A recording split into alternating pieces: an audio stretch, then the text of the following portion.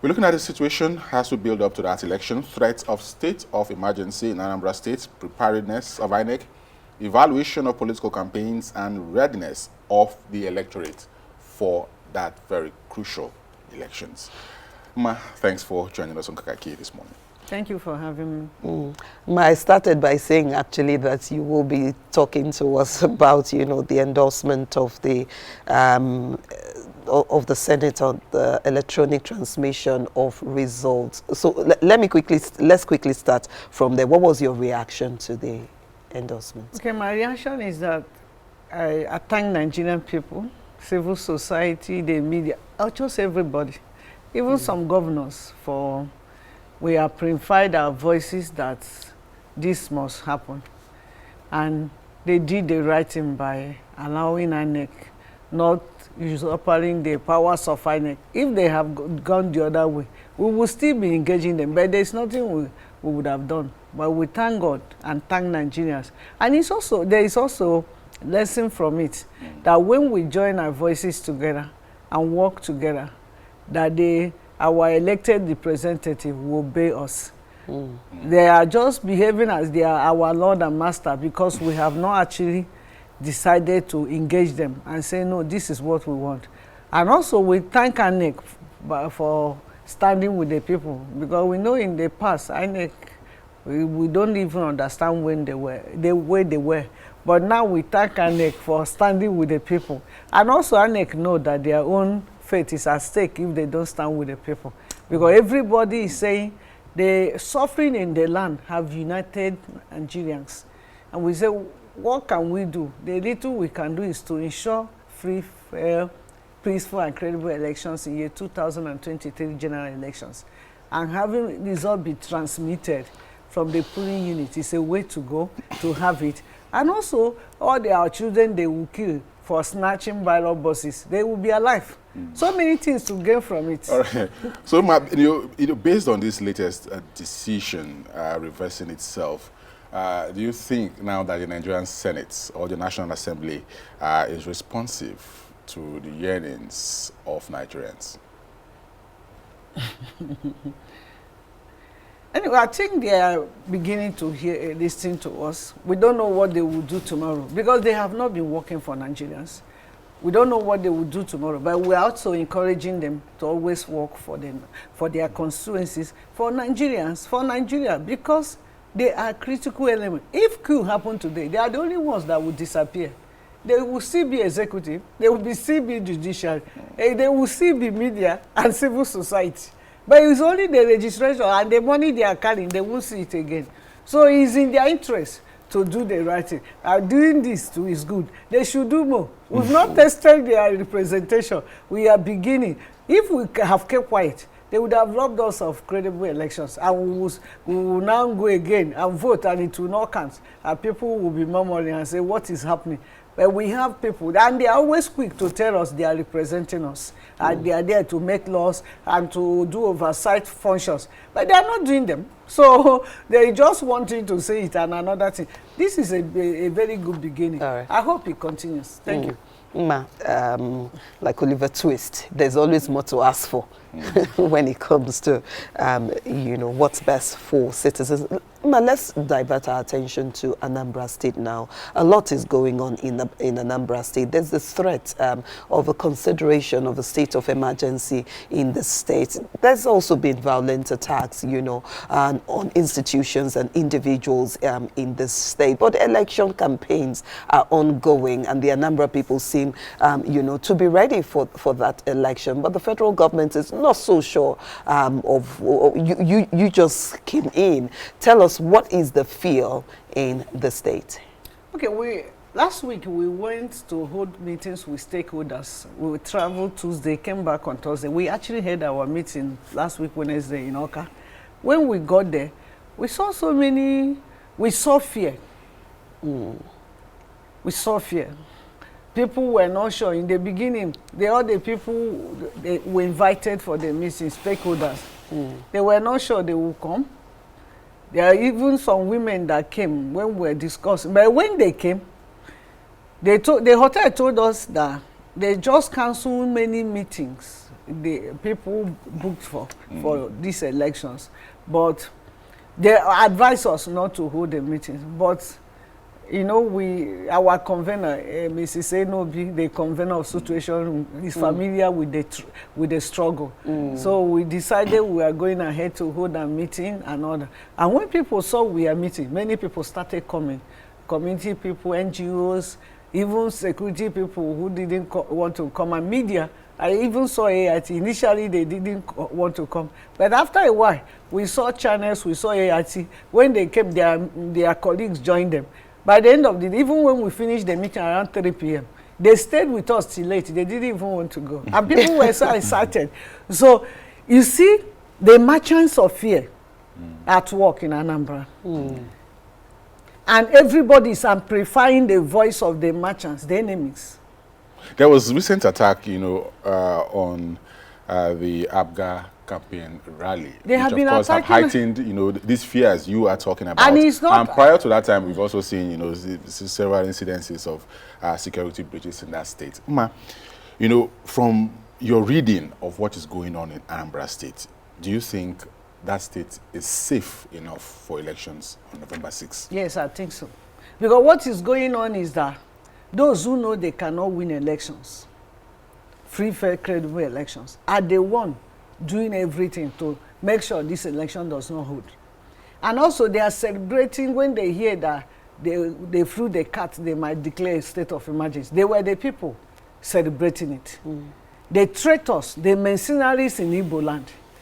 But the message is that this election in Anambra is not just about Anambra, it's about Igbo land. If the election do not hold, if there is a state of emergency and they brought a stranger or a traitor or a mercenary to be the administrator in Anambra, they will steal our land, they will rape our women, our girls, they will destroy everything that is dear to us. That's why this election must hold. Not like we told the women in Anambra, that Southeast women went to war. For 3 years, they called it Ogumowai, means women's war. 3 years, from 1929 to 1931. It was a British journalist, a female British journalist, that called it riots. Because women were killed in the street, and they didn't stop. They went to war against the double taxation of their husbands and their produce and their male children. And also, they said, every time they come to count this census, to tax them more and more. And there is nothing they are giving in return. The women went to war. Women have the answer to this problem. They have to come out and decide. Because if you look away, tomorrow, once they enter Anambra, there is no place remaining. And the mercenaries they are using in Igbo land, the only thing they do there, the traitors, is for their own interest. At the end of the day, they won't even be happy or have their interest. But we need to stop the merchants of fear. We need to stop those who do not want this election to hold. The election must hold. And INEC have said that they want free, fair, peaceful, credible elections. Women and the youth, because youth, if you allow, whether it's iPod or lineages of iPod or anybody, a youth, if you allow them to declare a state of emergency, they will kill you. They will kill the youth, they will rape our women, they will rape our girls and destroy our future, because they notice our future. How do you propose, you know, to stop these merchants of fear that you have described? Because one of the things you have said is that the fear is palpable. People are afraid. You can touch it. Exactly. And the government is, you know, considering a state of emergency in the state. So, what are the options? What are the choices available? This state of emergency is laughable. It is very, very, because if you want to declare a state of emergency, this our government, they should start with Borno, Yobe, Katsina, Kaduna, Niger. They will, Zamfara. They will declare the state of emergency in those states. Even Kebbi, before considering Anambra. Because when you say state of emergency, you are bringing this, your hatred for Igbos home. And it's very annoying. It is. What I'm saying, they need to do soul searching, they themselves, the government, because they are part of it. We saw so many people, women telling us in Anambra, that some of the people they caught, these people killing people, unknown government, they don't even speak Igbo. They don't even hear. Though some of them are Igbos, but many of them are not Igbos. And they go around carrying AK-47, new branded heroes. Who is buying them heroes? You know?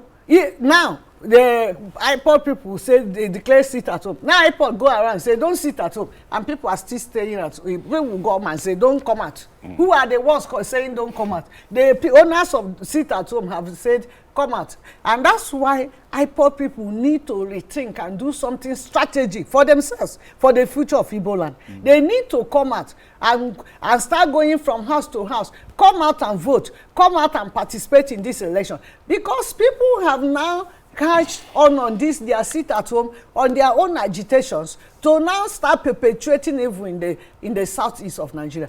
In Anambra 6 November election, what is at stake is Igbo race. It is Igbo land.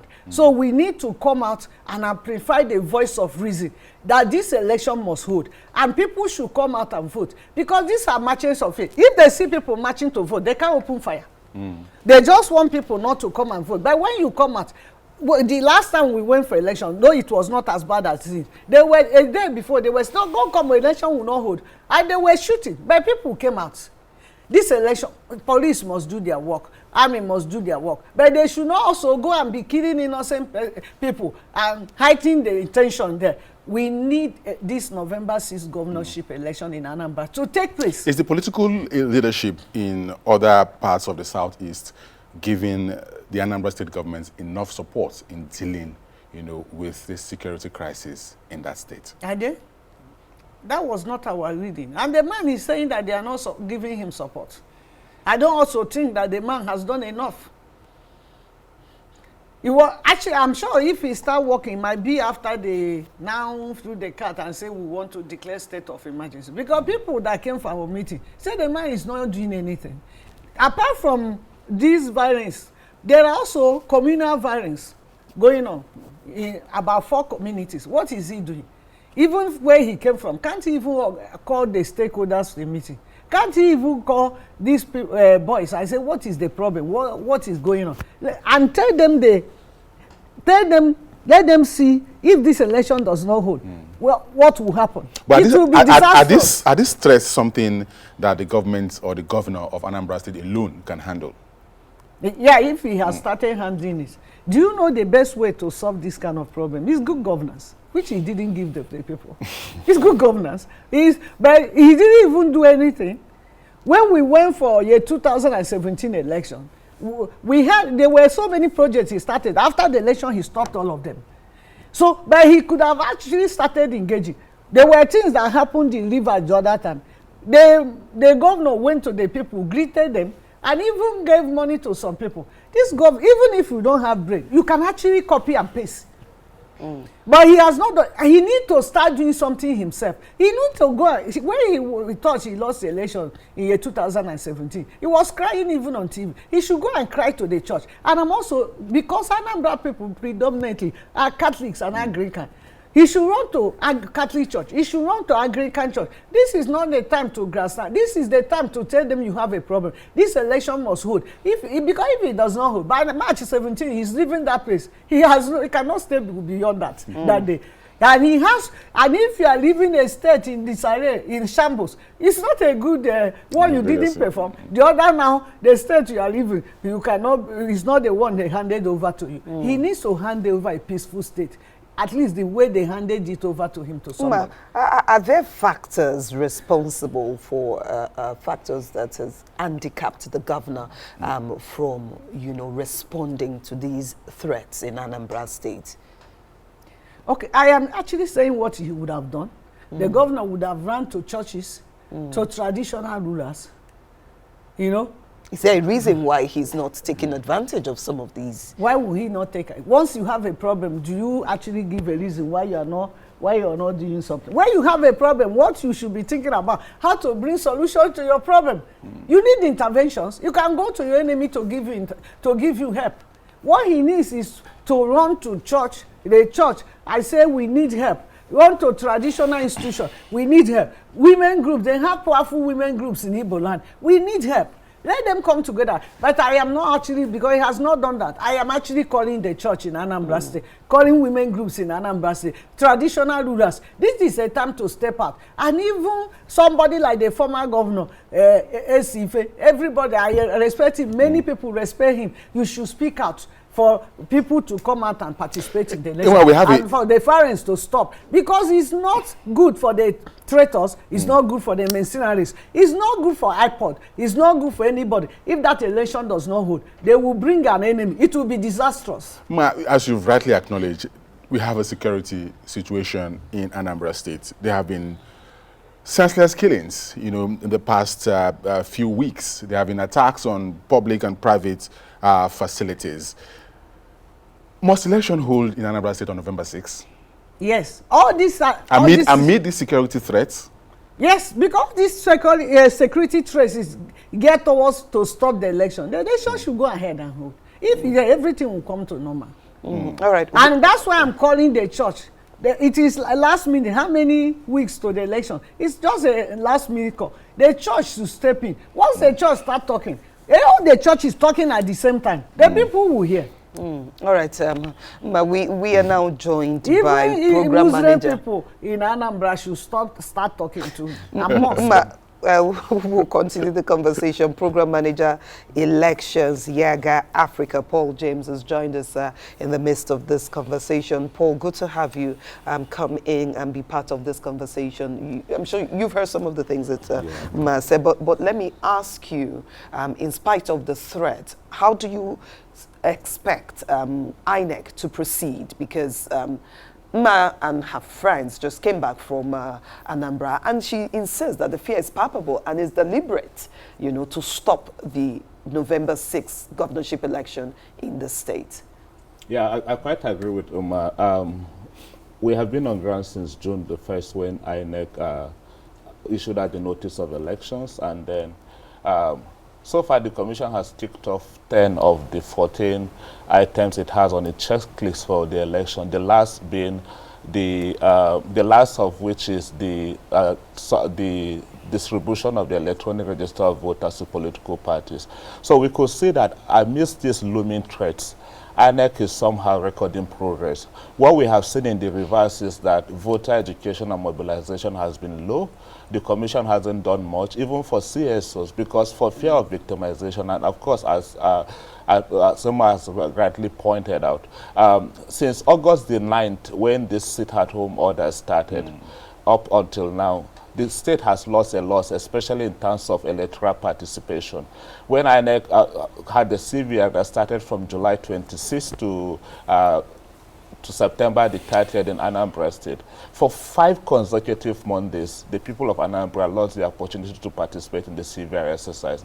And even in September, just this September, when they devolved it to the ward, we saw that, especially when the display claims and objections happened. Display claims happened between the 7th and the 11th of September. Only for 2 days that people were able to engage the display claim because of the sit-at-home order.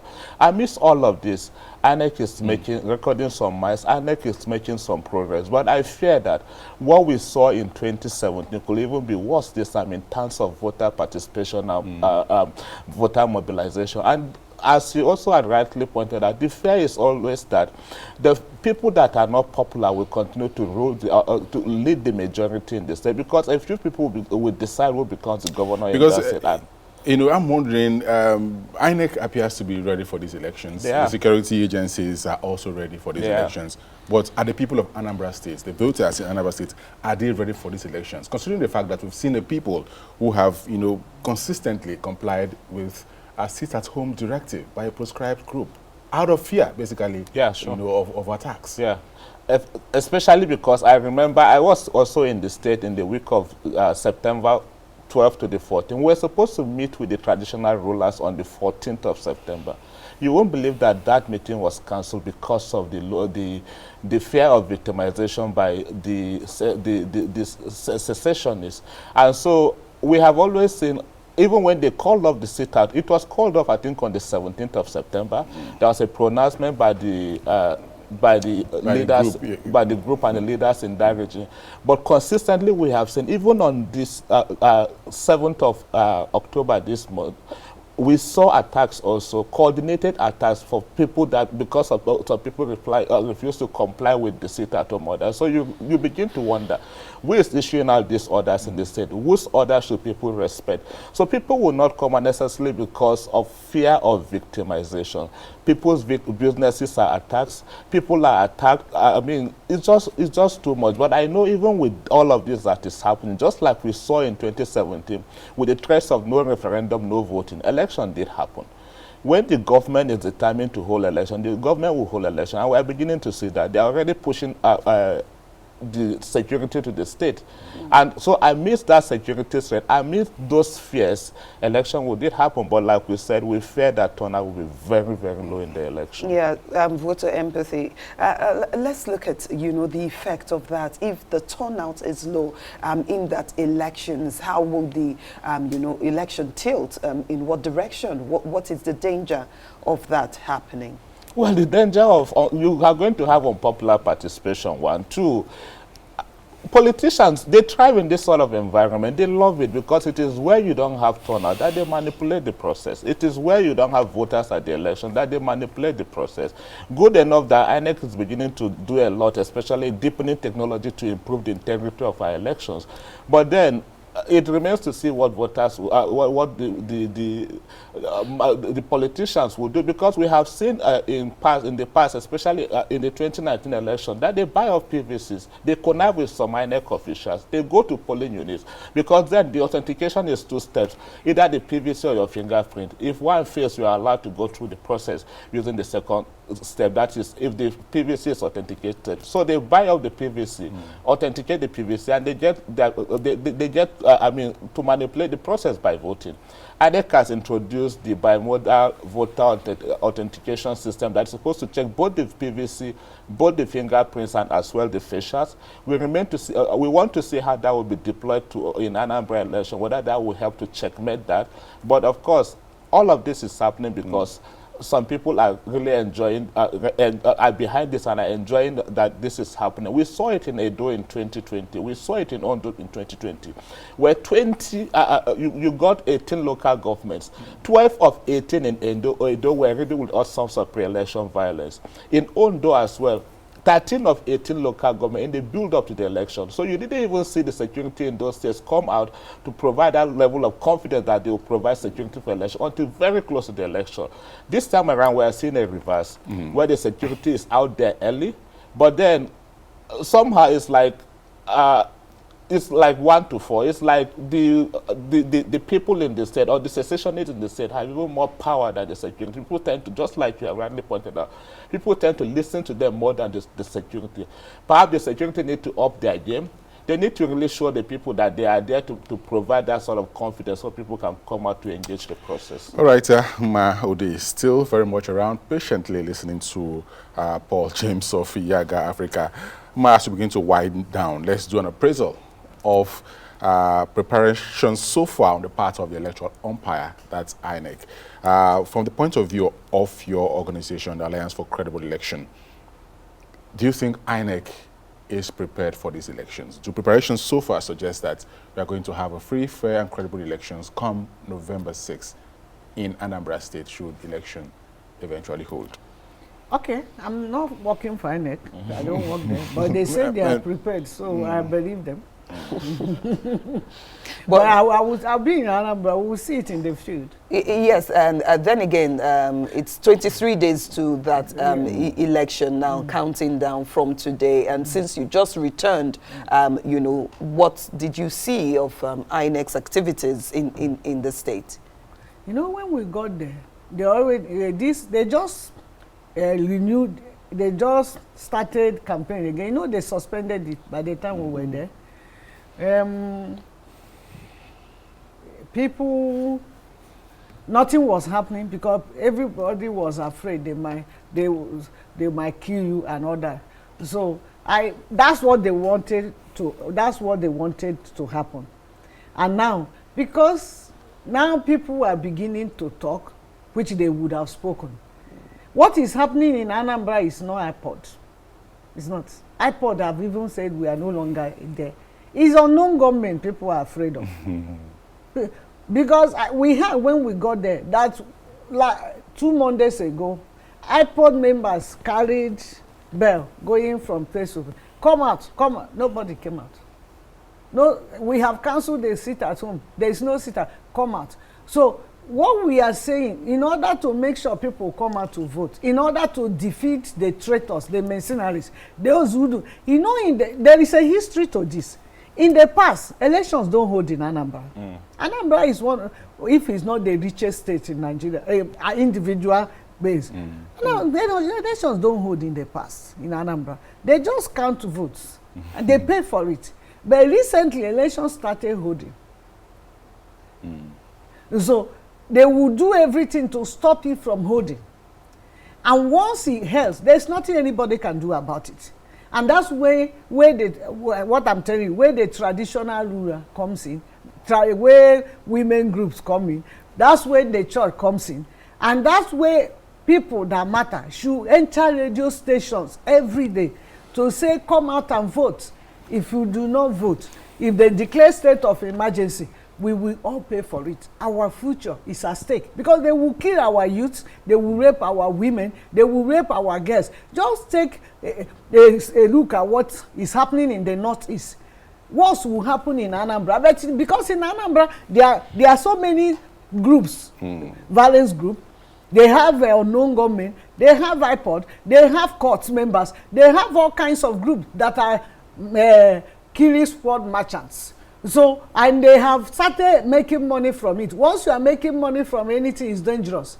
The people that will solve the problem, the women need to step out. Their voice is critical. They are key in resolving it. And saying election must hold in Anambra, because if it does not hold, we will all pay dearly for it. And Igbo land is, what is at stake in Anambra is the life of Igbos and the land of Igbos. All right, Paul James, of course, the people of Anambra State now know the various contestants, those contesting on the various political party platforms, as INEC has since released the final list of candidates. Very quickly, what do you think will shape the voting pattern in this forthcoming Anambra governorship elections? Well, I think that whatever decision about the election has already been made, especially from the party primaries. The mistake we always make is reducing election to just election day, the various options are there before the people. So begin to look through the profile of each of these candidates, especially the party's manifesto, and whether they best represent the interests of the people of Anambra or the average voter. So education around those sort of ideas, those sort of issues need to start happening already, so that when people are voting, they are voting based on issues and not necessarily based on some sort of sentiments about whether or not they like a party or not. And so I think for me, that would necessarily be the driving force for the elections in Anambra. Would like to thank you very much. We have been taking a look at the situation in Anambra State, the threat of state of emergency, preparedness of INEC, the evaluation of the political campaigns and readiness of the electorate to vote in Anambra State. We've been joined by the General Secretary of the Alliance for Credible Elections, Ma Udi. Ma, thank you very much for your time. Always a pleasure to have you with us. Thank you. Thanks for checking out SYMFONI on YouTube. Please be sure to subscribe and like our videos for updates.